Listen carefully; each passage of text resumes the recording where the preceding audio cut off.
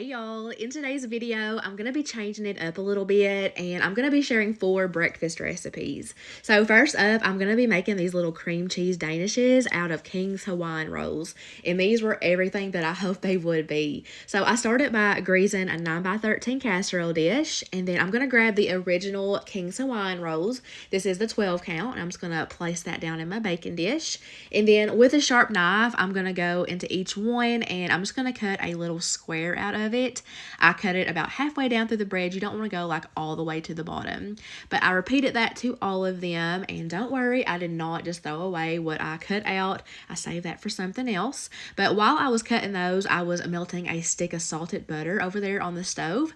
So once it was completely melted, I just added it to a small bowl along with 2 tablespoons of brown sugar and a teaspoon of cinnamon. I really need to get some different like measuring spoons because these never fit down in those spice bottles and I can never get like an accurate measurement. But anyways, I just mixed all that together with a fork, and then in another small mixing bowl, I added in 1 block of room temperature cream cheese, and then to that I added in 3 tablespoons of just some regular granulated sugar, and then I cracked in 1 egg, and I'm doing a teaspoon of some pure vanilla extract. With my hand mixer, I'm just going to beat that until everything is smooth and combined. This is the consistency that you are looking for. This is your cream cheese filling. So now I'm going to start assembling everything. I just got a silicone brush and I'm going to heavily coat these rolls. I started by making sure to get down in the little holes that I cut out, and then I just kind of went all over the tops, all over the sides. And in my honest opinion, I feel like the measurements for like the butter and also the cream cheese mixture was a little bit off because I had quite a bit left over from both. Obviously I didn't want to waste this butter mixture, so I just kept on going back over it until all of it was used up. But next time I make this, I'm going to use an 18 count of rolls, and I think that will be the perfect number for the amount, or you could just scale it back if you don't want to make so many. But now I'm going to start filling these holes up with that cream cheese mixture. And in the picture on Pinterest, hers like fit perfectly down in the holes and looked a lot nicer, but I wasn't too worried about it. It all ended up being great in the end. But, you know, if you do want it to look nicer, you know, maybe you're serving this for something fancy, I don't know. I recommend either cutting the squares a little bit bigger, or you could use like a piping bag to fill these in easier, or you could do like a little Ziploc trick where you put it in the Ziploc bag and then just cut off the tip and pop it in that way. Either way, just, you know, do what works best for you. But here's what I had left over. I ended up making a little mini cheesecake for Josh out of that. Didn't want it to go to waste, but I baked that at 375 degrees for 15 minutes. And you want to let this cool for 20 minutes so that that cheesecake will set on the top. So while that is cooling down, I'm going to make a quick little icing that's going to get drizzled all over the top. And all that is a cup of powdered sugar. You need 2 tablespoons of milk. I'm using evaporated milk because I had that left over from a tres leche cake that I made. So obviously I wanted to get that used up. And then I just did a small splash of the vanilla extract. So just 3 ingredients, very simple. I got it mixed until it was perfectly smooth. And this recipe was spot on. It wasn't too thick. It wasn't too thin. It was the perfect drizzling consistency. And as you can see, I'm just taking a spoon and I'm just getting a big spoonful of it and just going back and forth. Again, it is not perfect, but no one's going to care. All that matters is, you know, it's going to taste delicious. Definitely looks better served up on like individual, you know, plates. But I did serve this with a big bowl of fresh strawberries that I washed and sliced. It obviously paired very well with this, but this was an amazing recipe. I definitely highly recommend it. I know it's going to be a well-loved breakfast for many years to come for my family. Next up, I'm making these sausage and cheese muffins. I have been eyeing this recipe for a while because I knew that this was right up my family's alley. So I started by grabbing a pound of breakfast sausage. I really like to buy the Jimmy Dean one when I can find it on sale. And when I'm crumbling up sausage, I like to just cut that row down the middle and then just squeeze it out that way. It is coming the awfulest storm, so if y'all hear that in the background, that's what's going on. But I'm just browning that up with my little meat chopper tool, and at the same time, I'm going to melt down 6 tablespoons of unsalted butter in a little saucepan back there. But I just continued cooking that sausage until there was no longer any pink, until everything's nice and brown, and then I did drain that in a paper towel lined bowl. So I'm wanting that to cool down a little bit, so I'm going to grab an 8-ounce block of sharp cheddar cheese, shred that up, and then in a mixing bowl, I'm going to get my dry ingredients mixed together, and that's just 2 cups of all-purpose flour, a tablespoon of baking powder, and a half a teaspoon of salt. I'm just going to whisk that together real quick, and then I'm going to get that fully cooked sausage, add it down into the flour, and I am going to mix that in with the flour first before adding in my cheese. The instructions didn't say to do that, but even though it was slightly cooled, I was worried about that cheese melting and kind of clumping up into one big piece. So that's just the way it worked out in my head, so that's what I did. So I did end up adding in the full 2 cups of shredded cheese, and if you are not the biggest sharp cheddar fan like I am, feel free to use whatever cheese that you want to. But in a small mixing bowl, I want to get the wet ingredients mixed together, and all that is 1 egg. I did 1 cup of milk. I'm using 2%, but use whatever you buy, whatever you have on hand. And then I'm going to do a tablespoon of some pure maple syrup, and I really like the addition of that. It doesn't make this like a sweet dish by any means, but you can definitely taste like a small hint of the maple syrup, and I feel like that really tied everything together, really made this something special. But I whisked that together good, making sure to really break up that egg, and then I mixed that in with the dry ingredients, and you can't forget about that butter that we melted over there on the stove in the beginning. That was completely cooled down. You definitely want to make sure you cool that butter down, because you do not want to accidentally scramble that raw egg that we are adding down into the batter.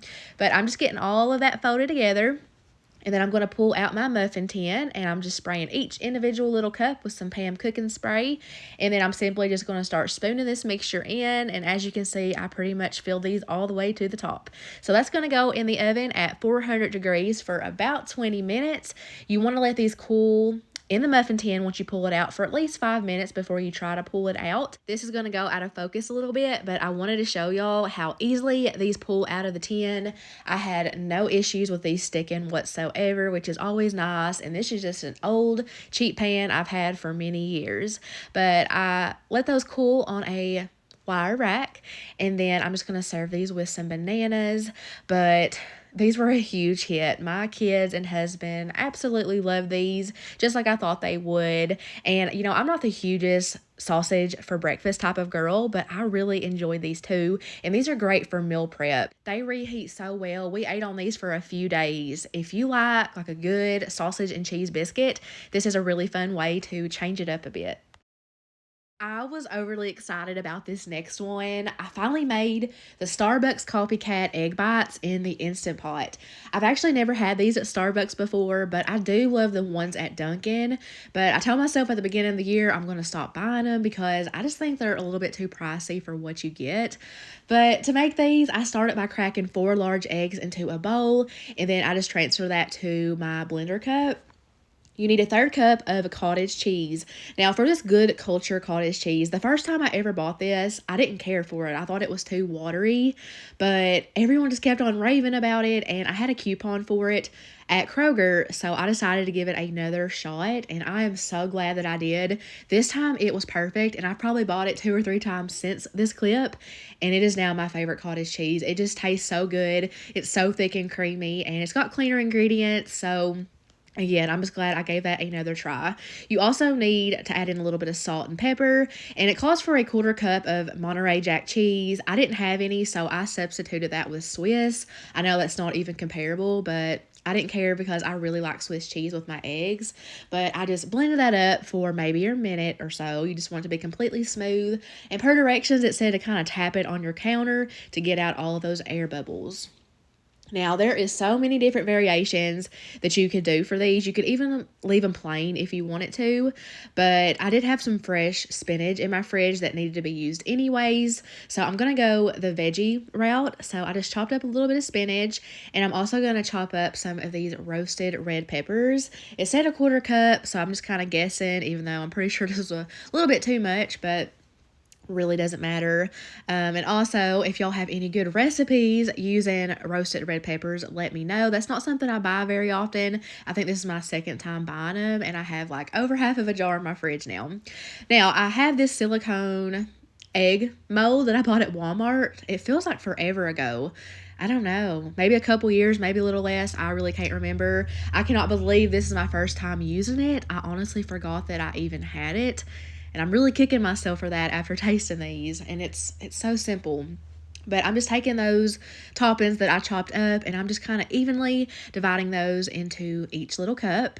And then I'm going to take the little egg mixture and go around and fill that up. You don't want to fill these all the way to the top. You do want to leave a little bit of room because these are going to expand as they cook. Now, the recipe said to cover this tightly with tin foil, so that's what I did, but this little silicone mold did come with a lid, and something in me tells me that I could have just used that lid and cook it in the Instant Pot. I couldn't find anything about it, and it didn't say, like, on the package or anything, so if any of y'all know if you can do that, let me know. Now, if you've watched me for a while, you'll know that I am using a new Instant Pot. I did not buy this. This was my mother-in-law's. She got this a little bit before she passed, and I remember her being so excited about it, and I don't know, it's kind of bothered me that she never got to use it. So it has been sitting on a shelf for a couple of years, but I finally got the courage to take it out of the box and finally start using it. And I can already tell that I like it better than my old one. But I did just place the wire rack in the bottom with 1.5 cups of water. I placed the eggs in there, and then I'm going to put my lid on.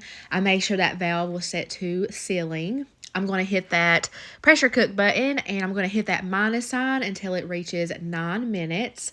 And once that cooking time is up, I let it natural release for 10 minutes before letting that vent. And then once the pin dropped, I took it out, and you want to let it sit in the mold for about 5 minutes before you try to remove it. I just flipped it upside down on a plate, and that very first one that fell out kind of fell apart. So I thought to myself, oh no, I've messed it up, but all the other ones came out perfect. And if you have never had eggs cooked this particular way, I feel like there is no perfect word to describe how amazing the texture of these eggs are. Like, nothing else compares. Now, if you don't have an Instant Pot or don't want to go and buy this egg mold, I've seen these frozen at, or maybe they're refrigerated. I think they're refrigerated at Costco if you want to save money versus like buying them at the restaurant. I honestly want to start meal prepping these weekly, and I can't wait to try out all the different variations. Lastly, I'm going to be making some sausage and biscuits, but these are not going to be your ordinary biscuits. I'm making some maple bacon cheddar biscuits. This is a recipe I've been wanting to make for a couple months now. I just thought it looked and sounded really good. And not only are these like amazing for breakfast, I also think these will go really good as like a side with dinner. The first thing that popped in my head is how good these would be with potato soup. So I cannot wait to do this again in the fall time with that. But I started off with 8 strips of bacon that I just chopped up using my scissors. I find that to be the easiest way. And I just drop that in my hot skillet, and I don't worry about it sticking together or anything. As it cooks, it just all comes apart and cooks just right. And once it was nice and crispy, I'm just going to get that out of the grease. I love using this particular spoon to do that because it has a bunch of holes and they are small enough that the bacon's not going to fall through, and it gets all of that grease out. But I'm going to drain that on some paper towels, and I'm going to let that cool for just a little bit, and then I'm going to dump it into a large mixing bowl. And then I'm going to add in 4 cups of all-purpose flour, 1 cup of some shredded sharp cheddar cheese, 4 teaspoons of some baking powder, so about a teaspoon per cup.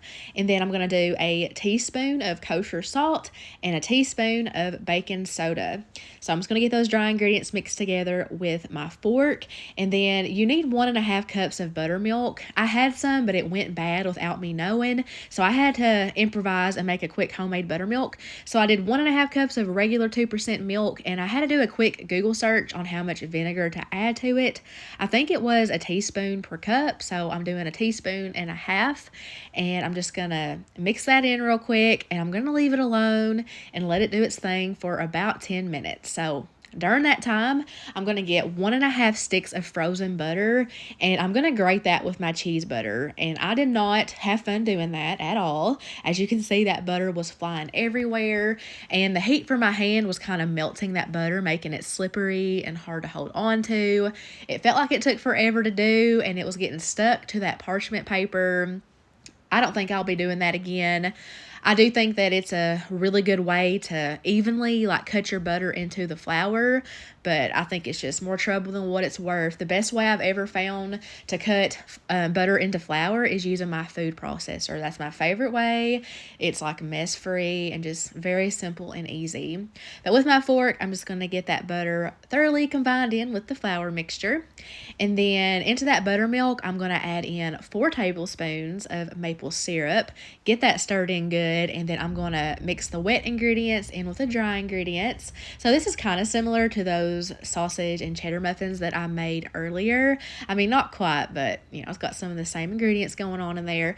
But I'm just going to get all of that folded together until it forms like a loose ball of dough. I cleaned my countertop super good, and I dried it off really well, and then I'm adding down some flour, kind of spreading it out with my hands so that I can start working with this dough. I just dumped it on out, and I had to add flour to my hands quite a few times and add a little bit of extra flour to the countertops. I cut a lot of that footage out. This was a little bit of a stickier dough compared to other biscuit doughs that I have worked with, so I did have to add in quite a bit of extra flour to make it workable, but I just kept on adding it until it was no longer sticky, and then I just kept folding it until it felt good. You just know.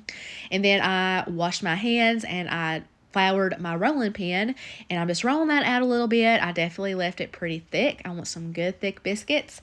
And then I was going to simply take my little biscuit cutters and start cutting out those biscuits. I did flour it in between each time that I used to cut it, and then with the scraps I just kept on rolling it out until all of my biscuit dough was used up. I placed those on a parchment lined cookie sheet, and you need to pop these in the freezer for about 15 minutes. I'm assuming to chill back up that butter. And I left over half of these in the freezer because that's just way too many for us. So I pulled out 6, put that on another cookie sheet, and I'm excited to have those ones from the freezer another day. All of the hard part is over with, just gotta bake them. And those went in the oven at 450 for 15 minutes. And while those are baking, I'm going to fry up the sausage to go along with it.